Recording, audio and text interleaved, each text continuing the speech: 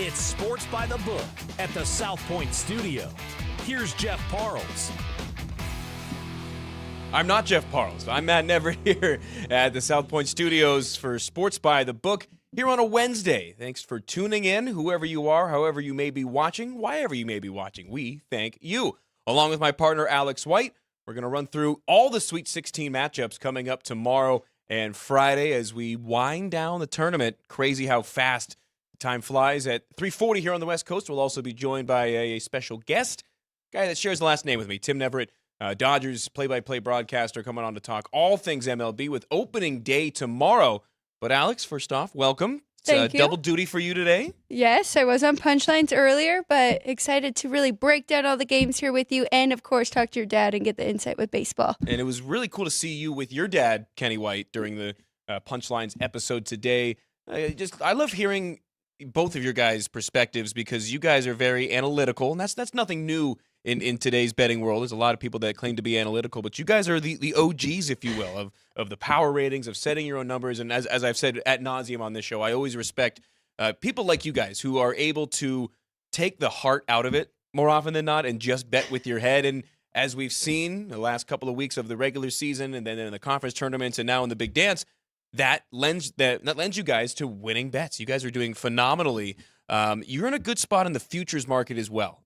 You've got futures bets on about a quarter of the teams remaining, right? At least a quarter of the teams, yeah. By 4 futures still. He's doing a little better than me. He has 5 and a little bit better mixture, I'd say, because 3 of my 4 are underdogs going into this weekend. So we were talking off air, trying to decide how to hedge those. You really don't have a good option, right? I know you were one of the smart ones because a lot of people had Kentucky, but you did take money line with Oakland, so you got ahead of that, and I don't think many people thought they were getting upset in that first round. So now my situation, I don't really have a lot of plus money to jump in, so probably going to have to ride out most of these. And that bet on Oakland wasn't necessarily a hedge on my futures bet or even that I thought they were going to win. If you remember watching the show last week, I put a 1-unit bet on all of the 14 seeds to win their game, and they were the only one that ended up pulling it out, which it was a plus 750 number, so ended up making a couple of units on that. Gave it back on a couple of sides that first weekend, but it was an interesting strategy. And you had asked me on the air why I did the 14s and not the 13s. It's because some of the 13s were getting pretty darn close as far as the number. I'm looking at you, College of Charleston, who were, I think, at like plus 250 by the time that game ended up tipping off. So you really weren't getting any value for a long shot, just a shot in the dark like I was throwing out there. I got 6-1 or greater on all 4 of those 14 seeds. So that's kind of the logic behind that one, and I got kind of lucky with Oakland, and then Jack Golke and company nearly pulling off the upset in the next round as well, so they ended up being the most live of the 14 seeds. But here we sit, Sweet 16 time. The little layoff between the round of 32 and the Sweet 16, I think, aids certain teams more than others. That's not a controversial take. Is there a team in this Sweet 16 that you think has benefited the most from these extra days off? Because I got a couple of teams in mind where I think it is the exact opposite. I think that they were teams that wanted to keep going, thinking about Clemson and NC State, who were riding a ton of momentum from their conference tournament into the big dance. Is there any team that you think has benefited from these extra days off? No, but I am, let me think about that a little bit. But I am with you, especially NC State. 7 do-or-die games to get to this point here in the Sweet 16. They had to win 5 in a row in their conference tournament, then won their first 2. To get here. So I do think that is a little bit rough for them. They would have liked to keep that momentum going. But as for teams that could use a few days off, nothing really jumping out. What about you? I was looking at some of the bigger teams, some of the blue blood top-ranked teams like UNC, not even from a health perspective, but just getting some time off the feet, especially a team like UNC, where they've got a ton of seniors. Armando Bacot in his 12th year of college, it seems. But teams like that where they're not implementing new offenses, they're not adding anything new. They are just being able to rest, which is huge, and being able to really, really lock in and focus in with the coaching staff looking at the upcoming opponent for UNC. It is Alabama, but I think teams like that are senior-laden and are established on both sides of the ball and really aren't having to implement new wrinkles, new folds. I mean, I look at a team like NC State. Yeah, they come in hot, but they've had to do it in a couple of different ways. They have not really dictated the pace and the style of play in a lot of the games that they've ended up winning. They've just had the better heart and the better effort when it comes down to it, especially with the big man. I call him Cadillac, DJ Burns down low. Yeah. Sometimes teams get hot. I think a team like that, this break is a big detriment. I think that if they had their way, they'd have played 12 games in 12 days.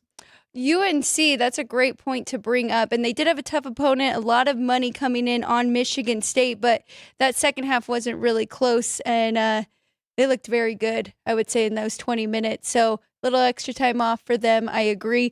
Probably those really defensive-heavy teams, Houston and Iowa State, could use a few days off. And Houston, very lucky to come out and be in the Sweet 16, surviving overtime against Texas A&M. So I bet you that squad could use a few days and reset a little bit here. Yeah, exactly. And like I said, NC State probably wish that they could have played a game every day. They probably would have won them all. I don't know. I was thinking they were looking a little bit tired. Oakland did take them to overtime. I thought they had a chance to pull that off because you could see the fatigue starting to set in a little bit there. And at a certain point, it's inevitable. It is. But we're going to take a look at all of our Sweet 16 games. But before we do, South Point Studio, now on just about every social media you can find. We are on Instagram at Sopo Studio LV. Throw us a follow, like all of our photos there. I know I already have. And then on Facebook at South Point Studio. Be sure to like it and leave your comments. Leave your futures picks as well in our live comments on our YouTube stream. Tell us who you think is going to win it all.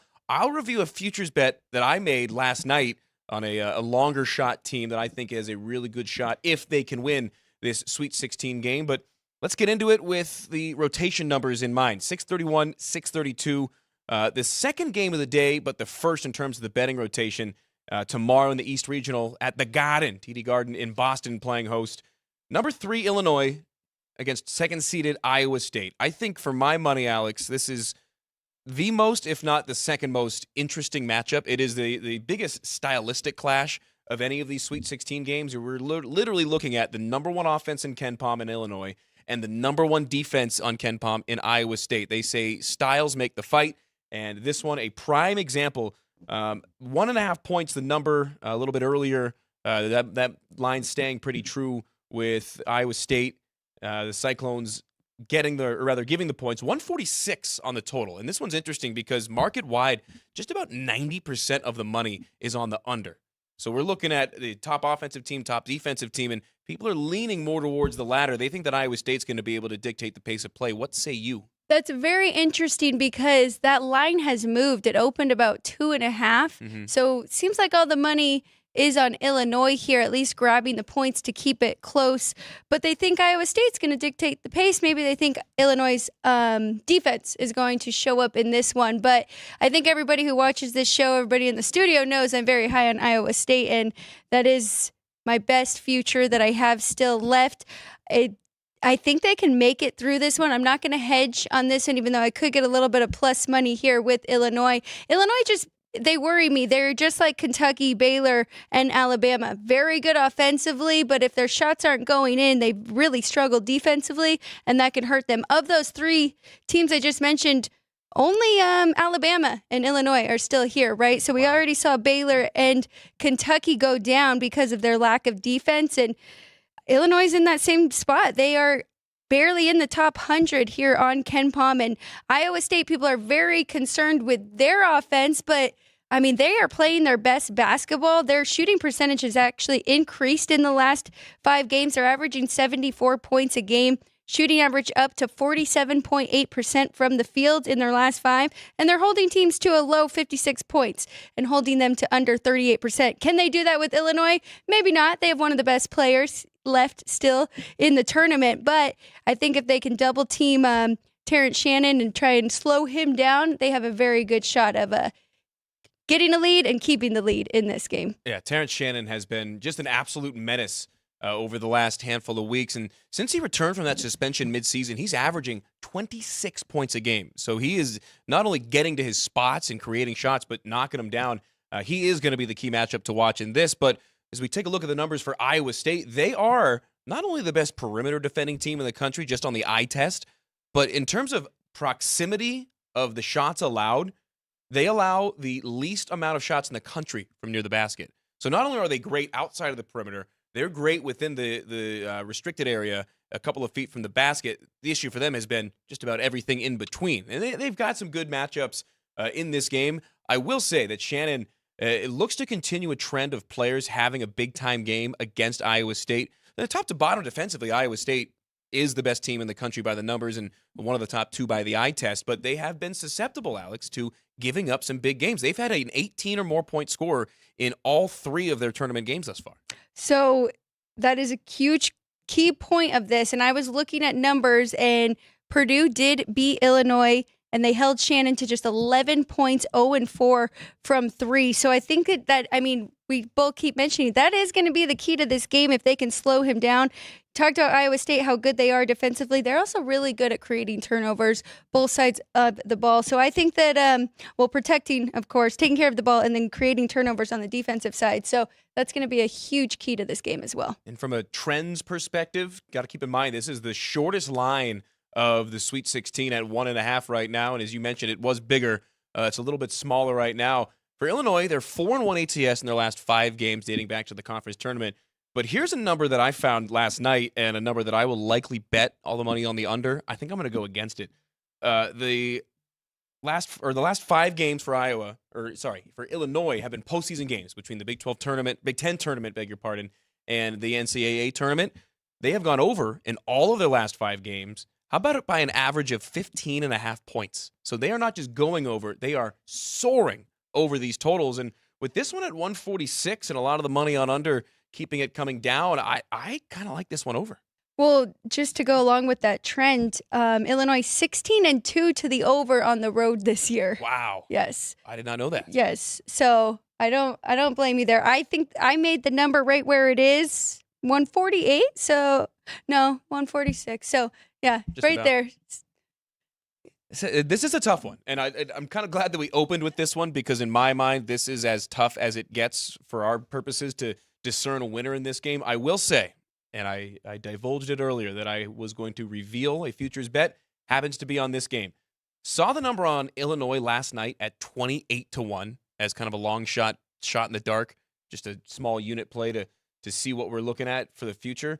It's all the way down to 20-1 today. So I got a really good number at a really good time. And I think if they beat Iowa State, I think they can beat any team in the country because not only are they the number 1 ranked offense in KenPom, I think they are the best, most consistent offense remaining in the tournament. You got a team like UNC or a team like Bama who really lights up the scoreboard, but they don't necessarily do it as convincingly and as efficiently game in and game out like we've seen from Brad Underwood and company. So I like the value there on that number, definitely. But you do have to remember, winner of this game will see the winner of UConn and SDSU. So that's a tough matchup in itself before even getting into the Final Four and the championship game. But I don't hate the number, and you definitely got the best of it there. I will say, though, it is funny how quickly everybody has turned here, right? Because I saw a lot of brackets, and I heard a lot of people talking before, and a lot of people had BYU beating Illinois, and now they're the hot team to make it out of this region. But we will see how this one all plays out. Yeah, this one at 7 o'clock tomorrow night at the Garden in Boston. It's the nightcap of a doubleheader in the East Regional. Other game at 4:30 here on the West Coast, 6:33, 6:34 in the betting rotation. 5th seeded San Diego State against number 1 overall UConn, matchup that you just brought up. UConn right now laying 11 with a total of 136, lowest total of any of the games on the board. And this is another stylistic clash. This UConn team, phenomenal offensively, still pretty darn good defensively. They are 2nd in adjusted offense, 9th in adjusted defense. They are 266th in tempo. You match this up with a defensive-minded San Diego State team that's 315th in tempo. I think points are going to be hard to come by. I would look, and I saw a number on it last night that has since moved, not quite as good of a number, but San Diego State team total. Your thoughts on under 63? Because that was a number I saw last night. It moved to 62, but before this morning when I went to go take a look at it again, kind of scared me off because that's a really tight line, especially when you get down that low in the point total. I could see this UConn team limiting San Diego State as long as they're able to stop Jaden Ledee. That is the key in this game. We've been saying it all tournament long. We said it all through Mountain West. We know that he is their best player and their main offense right there in Jaden Ledee. I like UConn. I would lay the points here. I also do like the under. I made it 130. So I think going either way with that. You're right. 63 scares me a little bit. I think I would go under the total more, but I like your reasoning for it. UConn has just been on a tear. They are shooting ridiculous numbers right now. 58% against Xavier, 57% against St. John's, a low 46% against Marquette, and then 53% against Stetson and 54% against Northwestern. Those are their 5 games here with Connecticut. So this team has been unstoppable. They look like the team last year, just running through this tournament. And overall this year, 24-11 against the spread as a favorite, 15-5 against the spread on the road or neutral site. So I like the Huskies in this one, and I do like the under as well. Yeah, UConn, since getting railroaded by Creighton in mid-February, has been the best team in the country, bar none, if they weren't already before. They have won their last 9 games since then. They've covered the spread in 8 of those 9. And it tells you that they are really good at responding. I'm sure that the practice the day after with Hurley was no fun. But the big number as well. And you mentioned last year's UConn team. There are a lot of similarities between this year's and last year's teams. Same coach, a lot of the same impact players, same kind of feel as this year. Way more of a chalky team running through the tournament than last year. But they have the same kind of vibe from what we've seen. Last year's title run for UConn, they covered every spread. Not only that, Alex, they covered every spread by 8 or more points. So they were, A, undervalued a bit last year, right? But B, absolutely crushed the teams that they were supposed to crush, as we see in this game tonight, or tomorrow, rather. You know, it's funny, too, Matt. I remember we had a show because it was after the Marquette game. We saw them beat Marquette 81-53. We were like, they are unstoppable right now. Then we saw Creighton go in there and have their way. And since then, you are correct. They have just been blowing teams out. Only one time, and that was against St. John's, have they not covered since that Creighton game. And you're right. It's kind of like history repeats itself from last year. They still are a little undervalued, I think. I still have them 2 points at least above the next team, which is Houston and Purdue right there. But, yeah. It seems like UConn are bust in a lot of ways, but the number in the futures market has gotten away from you. If you haven't bet UConn yet, you're better off, honestly, just taking some money lines and just rolling it over, because at plus 180, you need 3 more wins, 4 more wins. You're better off just rolling over your money line winnings, or if you're really feeling bold against this team that really crushes the spread, just bet them against the spread and roll it over. That'd be my advice if you're going to bet UConn at this point. So take it all. So on a very popular ESPN show I saw right now at this moment, would you take UConn or the field? That's tough. I would have to go field just from a value perspective. Although I do think UConn is the livest team to win it all, if you want to say that. But there are teams that I think in a 1-game microcosm could give them trouble on the other side of that bracket. I'm looking at Purdue, looking at Tennessee, even a Marquette. Even though we've seen that matchup a couple times this year. I'd go field. I'm sure they said a terrible number because it's ESPN bet. No, it was one of each. One said field, one said they were going with UConn. Okay. Just talking. They didn't give out numbers or anything, but I'm with you. I would still go with the field here, even though they are looking by far like the best team. I've got one more number on this one. If you like San Diego State or if you like the over, don't. The number that I'm looking at is during the regular season, San Diego State was dead last in the Mountain West Conference in 3-point shooting. They shot just north of 30% from distance throughout the year.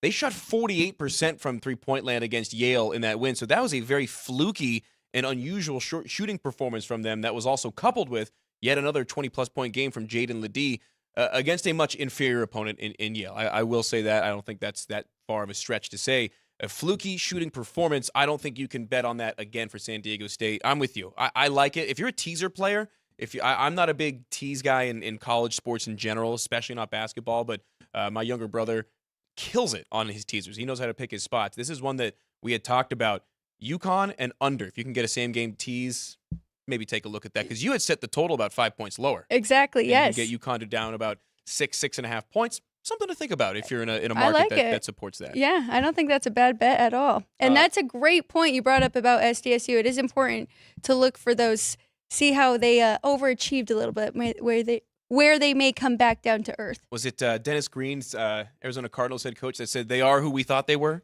It's going to be that same thing with San Diego State. I'm not going to bank on them to go 50% from beyond the arc again, and I think UConn is going to be able to get up and be able to dictate the pace of the game. San Diego State, not a team that's used to playing from behind either. So, should we give San Diego State any revenge here at all, since this was the championship game last year? Right. No. Different. I would say it's a similar style of San Diego State team, but they didn't have Jaden Ledee. And just with the being the torchbearers of the Mountain West, I could see a little bit of pressure after the rest of the conference absolutely crumbled in the early rounds. So even if we did give them a little bit of revenge, I think your teaser point is a great point, gets you down to that perfect number. Take a look at that one. Those are the two East Regional games. Two other games tomorrow, both in the West Regional at the Crypto.com Arena, formerly the Staples Center in Los Angeles. 635, 636. The betting number for number 4 Alabama taking on number 1 North Carolina. Both teams run a really fast tempo. UNC, though, a bit more efficient. And I think with what we saw in the Alabama College of Charleston game, I mean, it looked like two drugged-up cats fighting over a ball of yarn. I mean, they were just going back and forth, sloppy ball handling, irresponsible defense. I think that the better team won somehow by the skin of their teeth. Bama was able to pull that one out and, ran away late. I think UNC much more consistent, and come this time of year, consistency is key. Alabama can shoot the lights out. They could beat anybody on any given night, but against a team like UNC, well-coached, we mentioned the veteran presence and leadership earlier, this one's UNC or bust for me. The Tar Heels now up to 4.5. This number moving a bit. It opened closer to 3.5, and the highest total today, or rather tomorrow, at 173.5, and there's a chance, Alex, that this one closes as the highest total ever for an NCAA tournament game. And I still don't think it's high enough, really. You said Iowa State and Illinois is one of the most intriguing to you. This one is definitely one of my top matchups. This is number 2 for me. Right? It has to be, because you're right. We have North Carolina, who has been so consistent all year and underrated, to be honest. I mean, people just thought they were good for the ACC, but really they're proving to be one of the best teams in the country. But then you have Alabama, who, if they're on, they are going to make this a great game, and they're going to be in there shot for shot with North Carolina. I think that number is right at 4.5. I haven't placed a bet on the side. I do like the over. These two played last year on a neutral site. Alabama won 103-101. Oh, my God. 4 overtimes it took to get there, though. I don't think that's going to happen again, but I do think we are going to have a shootout here between these two. Like you said, they both like to play up-tempo. Alabama already survived their bad shooting game. Grand Canyon was their worst shooting game. Actually, 37% from the field, 26% from 3. So I think they are going to adjust a little bit, and we'll see that increase here. But North Carolina playing outstanding last 5 games, 83 points, 47% from the field, and 41 rebounds. Both of these teams are really good rebounding teams. So hoping for some second chance points here as well. Help us get over that total. I mean, both teams with their single team totals in the 80s. I mean, you just don't see that in college basketball nowadays, and these are two of the only teams in the country where you would see that game in and game out. The big number for me that I found when researching this game was transition, and just the advantage that UNC will likely have in the transition game. Both teams run a fast tempo. UNC 41st in the country, Alabama all the way up at 8th, and in terms of adjusted tempo efficiency, they're a top 2 team. They just run. They're no Western Kentucky, but they're pretty darn close to the Hilltoppers as far as the pace is concerned.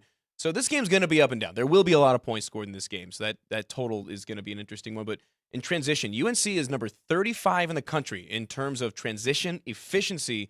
And for Alabama, they rank 170th in the country in points allowed per game in transition. So it is a weakness for the Tide. It is a strength for the Tar Heels. And I think that it's going to be one that, with the coaching advantage in this game as well, I think they look to take advantage of and really push the pace against an Alabama team that is not used to having that pace pushed against them.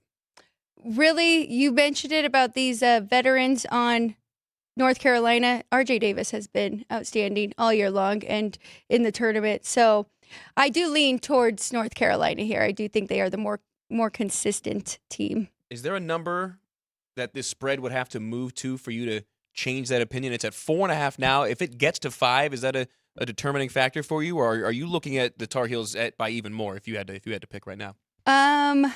That's a good question. I would hope that it would go that way so I could take points with Alabama, because I do think they can keep it close rather than laying points. I know it's been a very chalky tournament, but now I think because of that, in those early rounds, We have the best possible matchups, and we're going to have even closer games than we did last weekend. Well, and the books got to make some of that back, right? They got killed last weekend. Yeah. Yeah, there's got to be a little give or take here. So hopefully we get some dogs. Last note on this game, I've got a player prop for you, if you can find it in your market, and it involves your guy, RJ Davis. Okay. If you can find RJ Davis over 2.5 3-pointers made, even if you can find over 3.5, I think RJ Davis is going to have plenty of spot-up opportunities, especially in the transition game. And he's been shooting well as of late. He's made 3 or more 3-pointers in 4 straight games and 10 of his last 14. So he comes in great shooting form. I like RJ Davis 3-point overs if you can find them. All right, I marked it down, so I'll have to take a look for that. That means it's officially official. Yes, actually, Frank and I made 2 player prop bets last week on the tournament, and they both hit. Might have been our best betting strategy. Let me guess. Best betting market. Let me guess. Frank took an over. We took 2 over. We both took over. So Nebraska, can you guess on what player we bet on? Oh, the viral sensation. Yes, Tamanaga. Tamanaga, yes. I can remember his name. And then Oakland, we had to Golke. take Golke Yeah, Golke. over. You got a couple of NIL deals out of that. It looked a little scary at first because I think it was over 3.5 3-pointers, and he was like stuck at 3 for a while. Then he made 2 more at the end. Do you know what the only thing that Frank Nicotero likes more than 1 over? 2 overs. That's right. There we go. Director Sean and Jerry both were ready on that one. The other game going on at the Crypto Dome, a.k.a. Crypto.com Arena in L.A., will be at 4 o'clock tomorrow. 6-seeded Clemson against 2nd-seeded Arizona. Wildcats, a 7.5-point favorite. Total at 152. I think that this game has a shot to be the biggest blowout of the weekend. I'm all over the Wildcats. That's who I picked in every bracket to win it. I think that they are able to work their way through this regional. They're actually right now, if you look at South Point, the favorite to win the regional as the 2 seed with the 1 seed still in. The plus 120 right now on the Wildcats, plus 160 on the Tar Heels. So I think that is a very telling number. And I think that this Arizona team, outside of UConn, for my money, is the best team on the left side of the bracket. I know Iowa State would be number 3 for me. They may be number 2 for you. But I think Arizona State is the second best team behind UConn on this entire left side of the bracket. I've had my doubts about them all year long, but I'm with you. I think they are playing their best basketball. They look really good. They are playing more as a collective group, right? Aren't just relying on just a couple players here. But I'm with you. I like Arizona here. I wish I could get just 7. I made the number 9. So I haven't played it yet, but it's definitely a strong lean. And I'm with you. I think Clemson will see some neutralization here because teams have been shooting terrible against them, and you have to give them credit. They have been playing great defense, but I mean, New Mexico holding them to 29.7% from the field and 13% from 3. Remarkable. Yes, and then Clemson on the other side, they shot 45% and 33% from 3. Against Baylor, they held them to 39%, 25% from 3, while they shot 49% from the field, 35% deep. So I think that they're going to come back down to earth a little bit here. Won't shoot quite as well, and I think Arizona can have their way. Well, I'm glad you brought up the shooting percentage because I had that in my notes as well, those games against Baylor and New Mexico, because if you look at it on paper, holding Baylor to 64 points and New Mexico to 56, impressive in and of itself. Those are 2 offensive-minded teams, especially the Lobos, who were all kinds of out of sorts against Clemson. But yeah, then the field goal percentage. They've allowed 39 and just under 30% from the field in their 2 tournament wins thus far. So they have really dominated on the defensive side as well. And Clemson comes in as hot as anybody, especially when they're catching points. They are 8-1 ATS as a dog this year alone. That's not a one-year trend, Alex. They are 13-4-1 as a dog over the last 2 seasons. So this is a Clemson team that does play well when they are granted the underdog status, although I think that the competition that they're going to be up against here against Arizona, too big, too fast. The other note that I saw as well is Clemson got to the free throw line a ton in those first 2 games. It seems like we're in agreement there. If Arizona can prevent Clemson free throw attempts and have a slight advantage in the rebound battle, I think that's all it's going to take. These are notes I have written down, and Arizona is a very good offensive rebounding team. And Clemson, like you said, get to the line a lot. They're also a great free throw shooting team, 79%. So that helps covering the number, right? Absolutely, yeah. Those free throws are very important, especially for us sports bettors. So I could see why they are very good at against the spread. Yeah, this Clemson team's scary. Although when they've had success, as you had mentioned, from beyond the arc, it has been as of late. Arizona this season, however, against the three-point ball, allowing just 32% of points against via the 3. That's 272nd in the country. So a bit of a mixed bag for Arizona on defensively, but back to the point about limiting the Clemson free throws, I think Arizona it has the size advantage. They've got the speed advantage, and typically you'll see a lot of fouls when the team has neither of those, when they're slower and smaller. I think Arizona is going to be able to stay in front a lot better than a very guard-heavy team like New Mexico and a team like Baylor, who really at the end of the year was pushing the pace and kind of running a little bit out of control at times, especially in that opening round game of the tournament. So I like Arizona. You mentioned with the free throws and Clemson's proclivity for playing well as a dog. This would be another one that I may throw in on a teaser. If you can, maybe a UConn and Arizona favorite teaser. Sounds like a mush play, I know. But especially in this game, I think it could be closer. It's going to be one or the other. I think Arizona wins. It's either going to be by like 2 or they run them out of the gym and win by 20. But I've got Arizona in this one for sure. That's how Arizona's kind of been all year, especially through the Pac-12, because we saw them just blow out teams, or they let some not as good teams hang around. But 11-7 against the spread on the road this year. So the Wildcats have done a pretty good job in covering that number. Matt, I'm with you. I like both of these teasers, and usually I'm not a big college teaser either, but gotta mix it up a little here. It's tournament time. Yeah, we'll see. And it just seems like the chalk is prevailing at this stage. It's the first Sweet 16, by the way, in 5 years where all 4 number 1 seeds have made it. So we are getting more chalk this year than in a lot of years past, with the magical runs of a 15 seed over the last 2 years. That really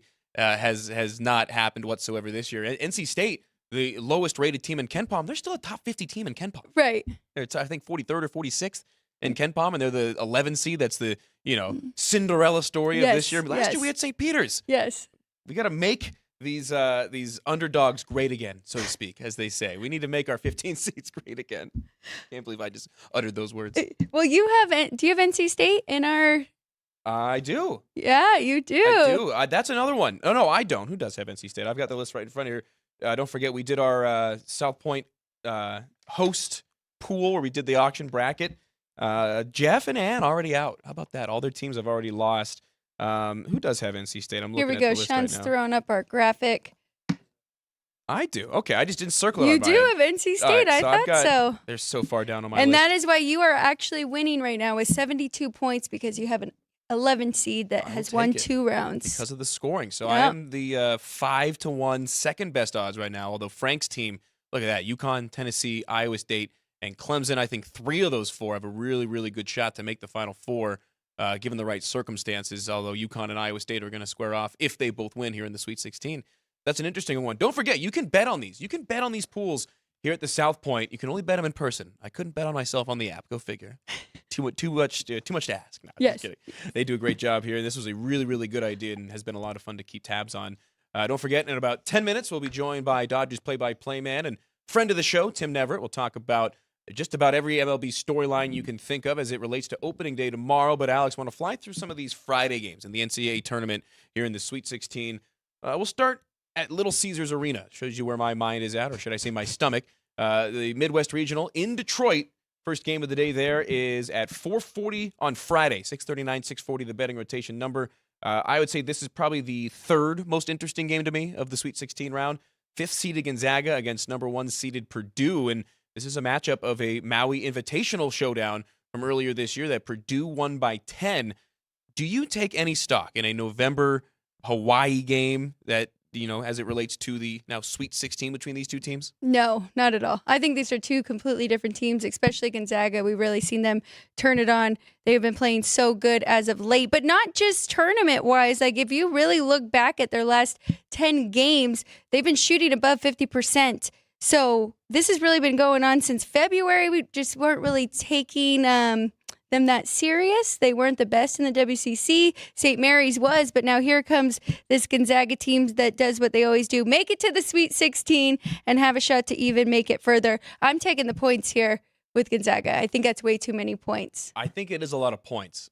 I do think that Purdue wins this one. And this is actually one of the few Sweet 16 matchups that I had predicted correctly on my bracket. My bracket has shot this year. It is Yeah, that region's good for me too. This is the matchup that I was the most proud of predicting. I had Gonzaga moving on. They were a trendy team to lose against McNeese State in that 12-5 matchup. Lo and behold, Gonzaga with back-to-back wins taking on top-seeded Purdue. This was the big one for me, Alex. And you talk about not necessarily being able to compare games from earlier in the year. I think in this specific instance that I'm about to bring up, you can, because it involves top 20 teams in KenPom.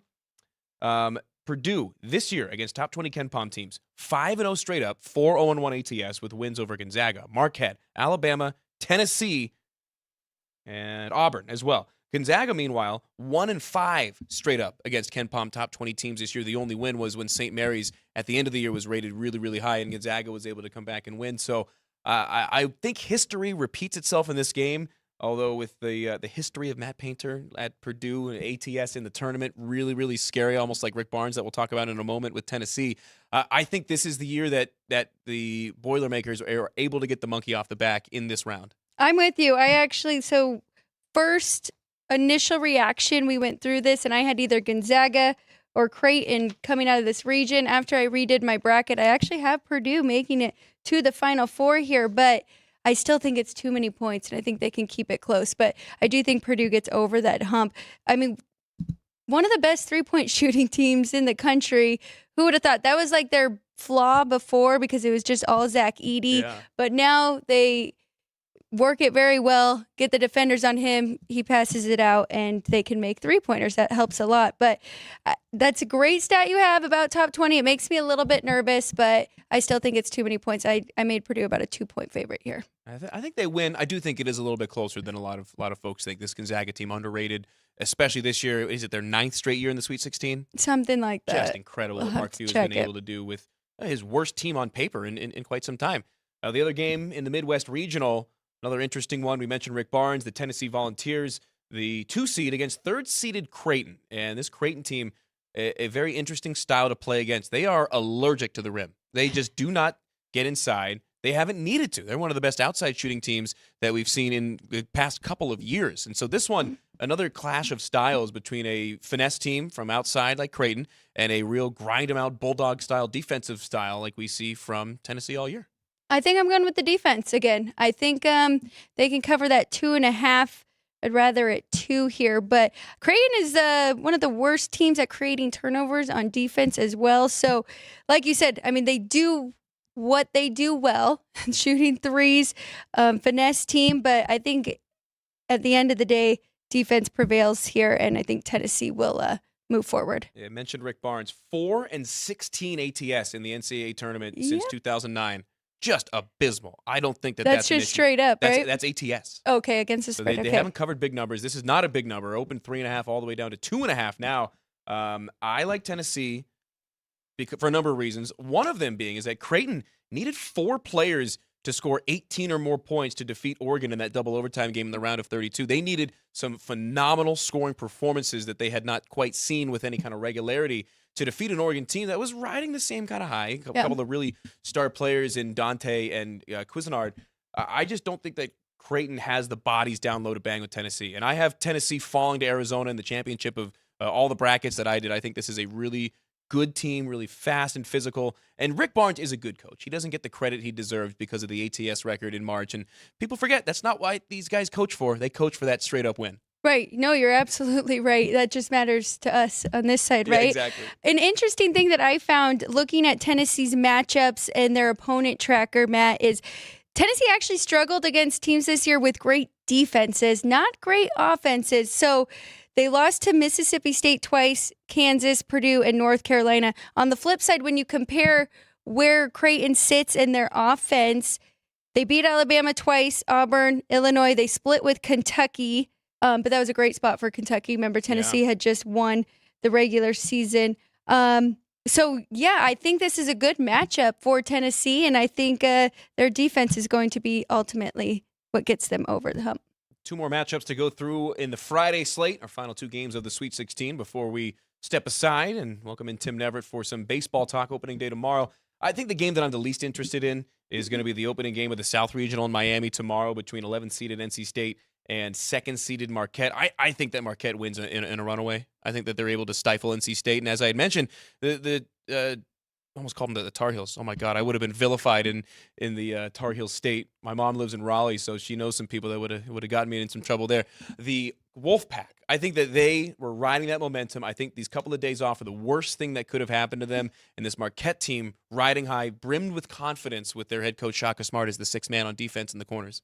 Yeah, I think NC State has definitely been playing over their head. 4-1 against the spread in their last 5 games, averaging 78 points compared to 76.5 on the year, shooting 48.8% compared to 45%, which they did on the road all year. And then most impressively, their defense, they were holding teams to under 40%, just 38.7.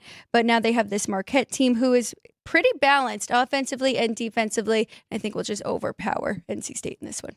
And then the last game in the Sweet 16 is probably the most interesting game when it comes to the changing of the guard in terms of the blue blood top programs year in and year out in college basketball, Houston and Duke. I'll let you and Jeff really get into this game tomorrow. Okay. It's a Friday night showdown. But this one, I think, has the potential to determine the trajectory of these two programs. I think if Duke is able to win with this team against a team like Houston and make the Elite Eight, they could beat anybody, similar to my argument for Illinois at 28-1. But this Duke team, we really don't know who they are. We don't really have like a strength. What's their identity? Outside of Kyle Filipowski isn't one player that they can turn to in a lot of regards. In the final seconds, this is a really, really interesting matchup. I'll let you and Jeff get into the nuts and bolts of it tomorrow, but what were your initial thoughts when you saw this matchup and the number with Houston laying the 4 points? Honestly, I think that number is right, but I'm really going to dive into it tonight because I love Texas A&M against Houston over the weekend, and I was really on Houston about their lack of offense and how they are lack of depth, really, and the injuries and how they would come up eventually in this tournament. I have Duke higher than Texas A&M, so why am I not jumping all over them here? I don't know. I'm going to dive into it, but like you said, we don't really know what Duke's identity is. So we'll see what happens, but I'm leaning more towards Duke here in this one, at least to cover. We don't know the identity. I'm sure Jeff Parles will have some answers when he returns to this chair tomorrow. All right, we'll step aside here. Plenty of Sweet 16 talk coming up throughout the rest of the week here on Sports by the Book and South Point Studio. Take a 120-second pause. When we return, Tim Neverett of the Dodgers joins. We're talking opening day baseball. Don't go anywhere. From the South Point Studio, the perfect blend of sports. But I think the Niners are going to wear them down. Detroit Pistons lost their 36 games. Comedy. See over-under on that relationship lasting. I'm going to put mayo in the coffee. Yeah. I am beautiful. And a whole lot of Pittsburgh. In Pittsburgh. Pittsburgh. Yeah. Pittsburgh. Join Ryan McCormick. That's at least 2 picks outside of our own in the first round next year. Oreo. And host Frank Nicotero. I look at the clock, I go, ah! Ah! Oh! Watch Punchlines live at noon every weekday.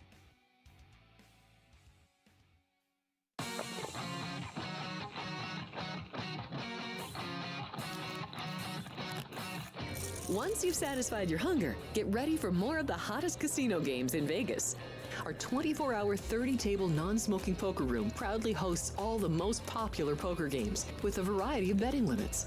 Visit the poker room for a schedule of daily tournaments. Whether you're going to hold 'em or fold 'em, the best place for poker is at South Point Casino. You'll notice that our craps tables are usually the loudest in the casino. If you've never played, join one of our free craps lessons to find out what makes this game so exciting. Check with the craps dealer for schedules and give it a roll. Bingo is also an exciting way to spend your time. We offer 7 sessions of bingo every day. Bingo! And each session includes a cash ball jackpot, 12 bingo games, a progressive double action game, and a $10,000 bonus coverall. Electronic units are available. If you haven't played bingo with us, give it a try today. Guests can also get in on the action at our one-of-a-kind race and sports books. 2 separate rooms designed to maximize your experience and comfort. Our sports book, with over 400 seats, puts you right in the middle of the action, 24 hours a day.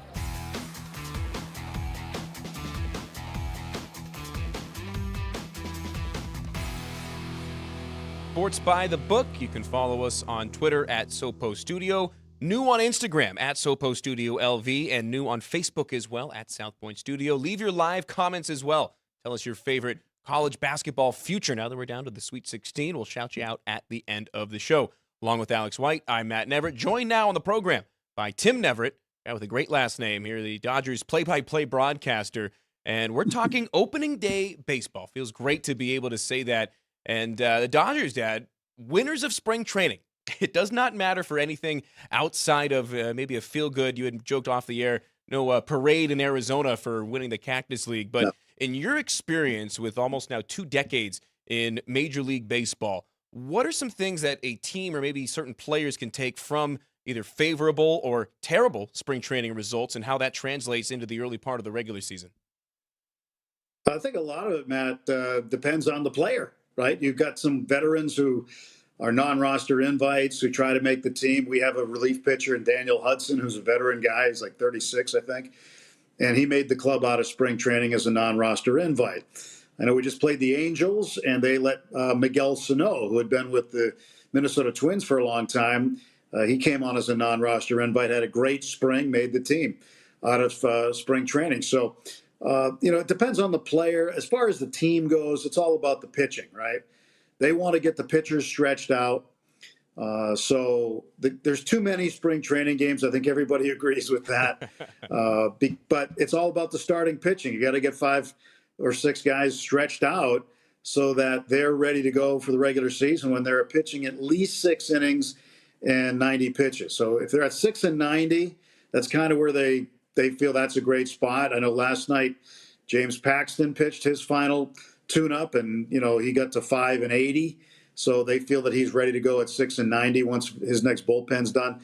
So again, it's all about the pitchers. At the beginning, the pitchers are ahead of the hitters, and the hitters catch up. Just because the Dodgers had the best Cactus League record, we don't get a ring for that. We don't get a parade.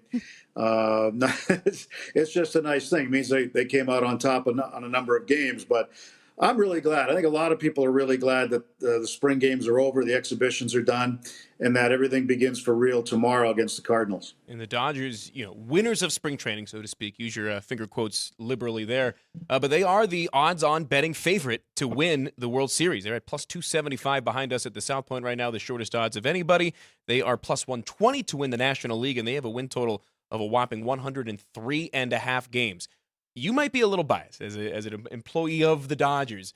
Is it Dodgers or bust in the World Series this year, or is there a team or two, one that I'm thinking of in the National League, that can really give them a shot, because those are really, really high numbers?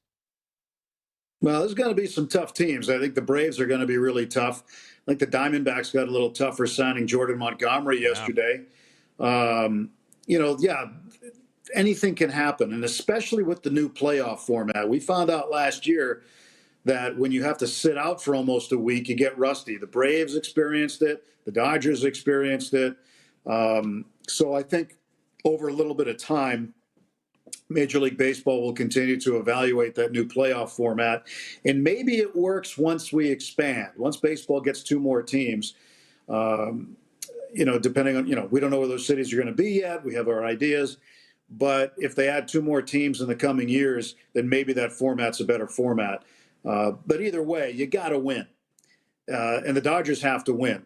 The ownership knows. That's why they just went out and spent $1 billion on players this winter, because they're tired of these first-round exits, and they're expecting more in October. Regular season, you got them at 103. They won 100 last year. I think maybe adding, Shohei Ohtani, Tyler Glasnow, people like that, that might be worth an additional 3 wins, maybe more. Everybody expects them to win 100 games or better.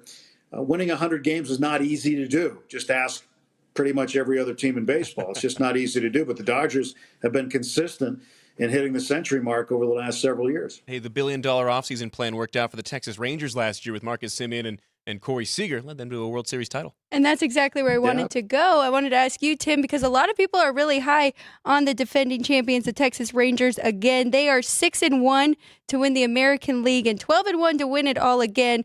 How do you feel about the Rangers? Do you think they could make a big run again? They've got a lot of talent. Marcus Semien's one of those players. He plays every day, right? He's kind of like our Freddie Freeman. You got to get a tow truck to attached to him to pull him out of the lineup. He just doesn't want to get out. And he's a very good player too. Corey Seager's had the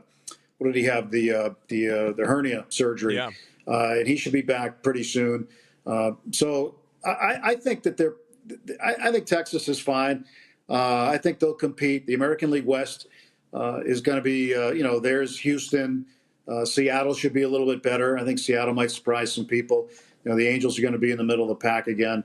And the Oakland Athletics are not. They're not going to be very good, unfortunately.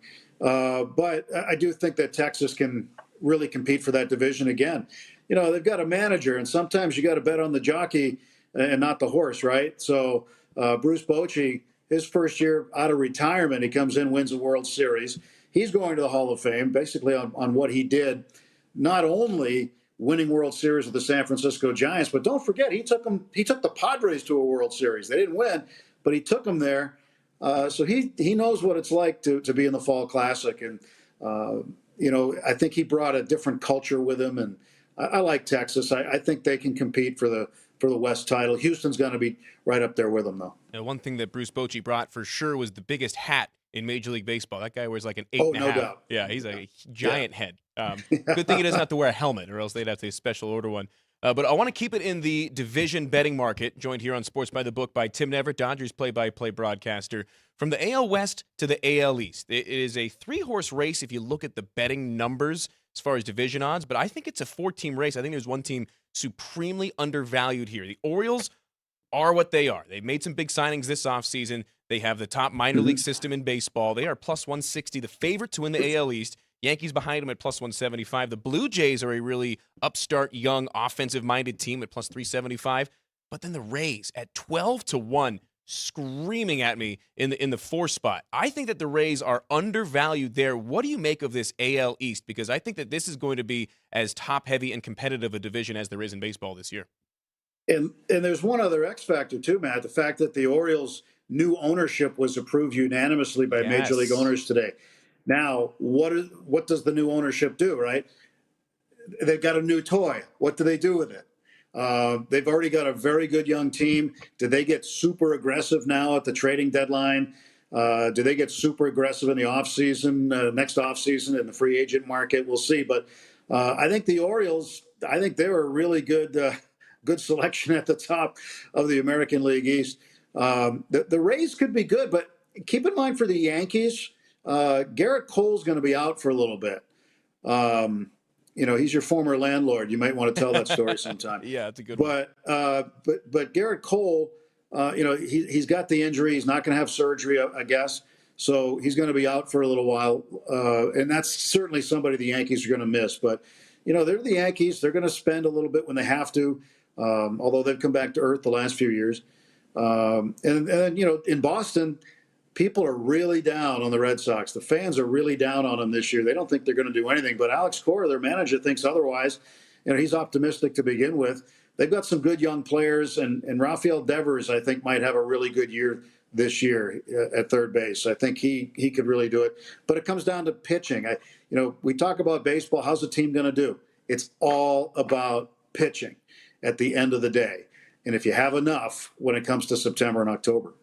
You're talking about pitching, but I'm going to take it to at-bats here because I know you've seen just about everybody at-bat, their mechanics, their strength. Who pops into your head right away where you think they could have the most home runs this year? I won't even give you the odds, just first person to come to mind. Who is it? Shohei Ohtani, and I'll tell you why. He doesn't have to worry about pitching this year. So there were times when he was with the Angels, when he was pitching and hitting in games, where sometimes he wouldn't steal second, or sometimes he might not hit late in the game or whatever, but his game plan would change a little bit because he had to go out and pitch or because he had to leave the game. But I think with him just concentrating on hitting and stealing bases, I was having this conversation with somebody yesterday. There's a possibility, and the way that he runs, and if you've ever seen him run the bases, it's really something to see. He could be a 40-40 guy. He's got the potential to be a 40-40 guy. Now, he stole, 23 bases last year? But again, he was pitching. He wasn't quite fully healthy. But I do think that, again, he's batting behind Mookie Betts and in front of Freddie Freeman. Right. Every once in a while, he's going to get a pitch to hit. So that's kind of how it lines up for him. I think he could have a really, really big year. And then another guy, I like J.D. Martinez with the Mets. Now that he's got a team, He didn't have a ride for a little while, which was shocking to me. But he had to take a little bit of a discount to sign, and I think he could have a good year in New York because of the dimensions there, especially in left field. I think he could do pretty well with the Mets. Yeah, Shohei Ohtani at 7-1, the second best betting odds to lead Major League Baseball in home runs, behind Aaron Judge at 5-1. Pete Alonso at 9-1, right behind them. That's a number that's been bet down from 11-1. JD Martinez falls into the field. There's no number on him at South Point. I think a lot of that due to the uncertainty as to where just dingers, as some call him, was going to play. Another guy that the host of our Punchline show, Frank Nicotero, brought up a couple different times, and it's really intriguing to me, on a one-year prove-it deal in a hitter-friendly ballpark, especially for the lefties. I think Juan Soto's got a live shot to lead Major League Baseball in home runs as well. What say you? I don't know. Yankee Stadium for a left-hander, it's almost not even fair. It's like a wiffle ball field. It really is a short porch. So that's going to help him. But the other thing that might not help him get to the promised land in terms of the number of home runs he really wants to hit is the fact that he walks a million times. Yeah, true. So that's going to take a bunch of plate appearances away from him where he might have a chance to hit a bomb. But he walks more than anybody. And that's going to be a big thing for Soto. I think the change of scenery for Soto is going to be good. But again, hitting in Yankee Stadium is going to be great for him, for lefty. Even for Aaron Judge, I've been on the field at Yankee Stadium during BP, and I've watched him miss hit balls as a right-handed batter that go into the 10th row in right field. I mean, it's just unbelievable to watch there. And it's not like they're at altitude or there's wind blowing out. It's just the dimensions that they've kept there for years and years. Think of Babe Ruth, think of Roger Maris, both left-handed hitters. Even though they played in the other Yankee stadiums, they're still similar dimensions. Yeah, Mickey Mantle, a switch hitter as well. So half of his at-bats, more or less, sorry, more than half, with the right-handed pitching back then were from the left side. But Dad, last question, and then we'll wrap things up here tomorrow. Opening day, 1 o'clock, 1:10, first pitch here on the West Coast as the Cardinals head to Dodger Stadium. Tyler Glasnow on the mound, facing off against Miles Michaelis, a 1:10 first pitch. What's going to be a key that we're going to be able to keep an eye on for Tyler Glasnow in his first start in Dodger Blue? Curveball. Watch his curveball based off his fastball. His fastball is, 98, 99. I mean, he just can pump it in there. And then, with him, it's a matter of location, and he does locate it well. But his secondary stuff is going to be key. His curveball has been very good this spring. I like what I've seen out of Tyler Glasnow. He's had some really good outings. He's going to give up a hit every now and then, but who isn't, right? So I think Tyler Glasnow is going to be the guy. I think he's going to have a good outing. He's facing Miles Michaelis. Michaelis provided some bulletin board material recently, saying that the Dodgers were checkbook baseball and the Cardinals were Midwestern farmers. But the last I looked, the Cardinals have a payroll of about $170 million. So that's not really farmer payroll material. So we'll see. I mean, it's just all part of the fun of baseball. But Cardinals come in for 4, Giants after that, and then it's on the road to Chicago and Minnesota, and the tour is underway, and we're all looking forward to it very much. Yeah, the proverbial ball being rolled down the hill starting tomorrow. Dodgers play-by-play man Tim Neverett, thanks so much for stopping by, Sports by the Book, and best of luck as we get into the grind of baseball with opening day tomorrow. Yeah, tough negotiations to get me to come on, Alex, I'll tell you. Yeah, I'm sure we'll talk in the near future. Maybe when I get off the air, I'll give you a begrudging phone call. Probably so. Tim Neverett of the Dodgers, thanks so much for joining. All right. Appreciate it. All right, you want the Garrett Cole landlord story, or you want my win totals first? I got both of them before we break out. Let's start with the landlord story. The landlord story. So when I was with the Pirates single A affiliate in Bradenton, Florida, the Bradenton Marauders, we played at the spring training site, Lecom Park, then McKechnie Field. They changed it while I was there. It's been fun seeing the random clips pop up, and I'm like, oh, I used to work there in the background. Garrett Cole had a house that he rented, a townhouse that he would rent to a couple of the clubbies, some of the clubhouse managers, and some minor league players throughout the season, and a room opened up. I was fortunate enough to be able to snag that opening, and I made my rent checks to the Garrett Cole. That is very funny. Okay. I also had the same elbow injury in college that he has now, so that's another weird similarity. That's where the similarity stopped, though. That's where the similarity stopped. Did you guys have this conversation? Did you talk to him ever? No. So I talked to him some. My dad was the play-by-play guy for the Pirates for a number of years, for 7 years. So when he was there originally, I knew him a little bit. When I was there, he was on the Astros. So he just kind of held the house. we would get some of his endorsement checks. And every now and then we may have peeked under the little envelope and seen some pretty astronomical numbers, some couple of commas that I'm not used to seeing on my paychecks. But it was fun. Great guy from when I knew him originally, and a very nice landlord to have under the belt. Win totals. We're talking win totals, and we'll break it down. You said you wanted to get in on a one or a couple of these. You haven't made any yet. Is there one or a couple that you've been keeping an eye on? Because now's the time, Alex. Got to get them in. I mean, the Braves is just so high. I don't even know if it's moved 101.5 here. It might have jumped up. But that's one I was looking at. I know a lot of people in the studio are pretty high on the Pirates, which is at 75. And then there was another one I was talking to you about. Cardinals? Yep. Cardinals under? Yep. That journey starts tomorrow with the Dodgers. 4 games against the Dodgers to open the year. Unenviable for any squad. So lead me. What are you thinking? Or did you already make yours? I've got 5 okay. in the bank. I usually do 5 every year. I've gone 3. I will say I've gone 3 and 2 the last 5 years in a row. So I've had some success. I've profited slightly. I'd like to win 5, but 3 is just fine. Yeah. So the 5 win total bets that I have, I usually try to do like a 3 and 2 split as far as overs, unders, one way or the other. Yes. I ended up with 4 overs this year, which I'm not super thrilled about. But in terms of the numbers and when I got them, I'm not too upset overall. The one under that I have is the Red Sox under 77. Heard my dad mention a lot of folks in Boston are down on the Red Sox. I am too. It starts and ends with pitching, and they don't have much. I think their lineup's going to be all right, but in that tough division, I think they're really going to have a hard time winning 78 games. I got under 77, so even with 77, I push. All the rest overs. I'm on the Giants over 82.5. I got that before they signed Blake Snell, so it's now up to 83.5. So I got a pretty good number there. I got the Pirates over. I'm with a lot of folks on that at 75.5. They won 74 games last year. They get back O'Neal Cruz. They make 2 starting pitching signings in Marco Gonzalez and Martin Perez. They short up the back end of the bullpen with Aroldis Chapman. I think they are good for at least 2 more wins. I'm not saying they win the World Series. I think they're competitive to win 82 games and go over 500 this year. I'm on the Mets over 79.5 for the sole reason that if they're anywhere close to 500 at the trading deadline, I think the owner, Steve Cohen, goes for it. He has shown a willingness to spend, and keep spending, and I think he is not going to want to accept a loss as far as a full season goes, so I think that they're pretty aggressive in the trade market.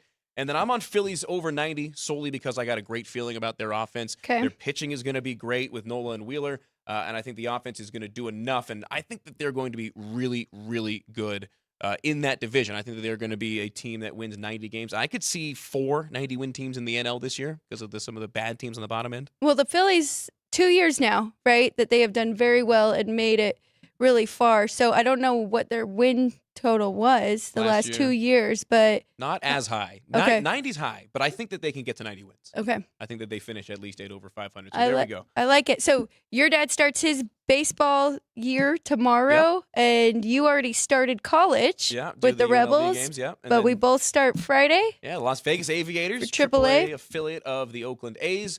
Opening night Friday at 7. If you're in Las Vegas, go to aviatorslv.com. Get your tickets. Should be close to a sellout. We're doing Fireworks Friday, a windbreaker giveaway Saturday that I'm very excited for. Ooh, Alex, one of our on-field MCs, and I'll be in the booth doing the play-by-play as the Reno Aces come to town, the Silver State Showdown. Yes. Should be fun. Fun opening series for Those sure. interstate rivalries are fun. 3 games there. They go on the road for 6 next week at Sugar Land, which is just outside of Houston, the Astros' AAA affiliate. That'll do it for the Wednesday edition of Sports by the Book. Thanks again to my dad, Tim Neverett, Dodgers play-by-play man, coming on. We got my dad on this show, your dad on Punchlines. We're going to get all 4 of us in the studio one day. Yes, we have to. It has to happen. It has to happen. Thanks to those behind the glass doing their best to make us look and sound good. Jerry, Drew Dog, and, of course, Sean on the mic. And on the control board for my partner, Alex White, I'm Matt Neverett saying thanks for tuning into Sports by the Book. Jeff Parles back in this seat tomorrow. Same time, same place at South Point Studios. Thank you for watching.